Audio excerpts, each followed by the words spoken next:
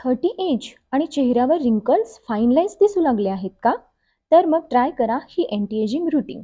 याआधी 2 व्हिडिओजमध्ये मी फेसवॉश आणि टोनर दाखवले आहे. ते 2 स्टेप आधी आपण फॉलो करूयात आणि त्याच्यानंतर ही आहे तिसरी स्टेप म्हणजे अँटी एजिंग क्रीम. ही क्रीम चेहऱ्यावरील रिंकल्स आणि फाईन लाईन्स तर कमी करतेच, पण चेहऱ्यावर एक छान असा ग्लोही आणते. ह्यात कोणत्याही प्रकारचे केमिकल किंवा प्रिझर्वेटिव्ह नसल्यामुळे आपला चेहरा नॅचरली हील होतो आणि एक मस्त असा चेहऱ्यावर ग्लो येतो. तर आपण बघूयात ही क्रीम कशी बनवायची. एक दिवस आधी काचेच्या कंटेनरमध्ये 3 ते 4 लवंग, केशर, गुलाब जेलमध्ये सोक करून ठेवूयात.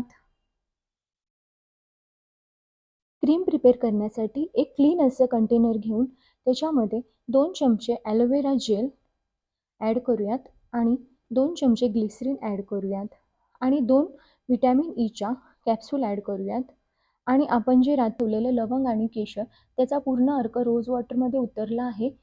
तो अर्क आपण आता ह्याच्यात ॲड करूयात.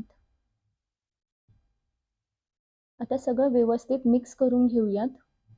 छान असं मिक्स करून घेऊयात सगळं.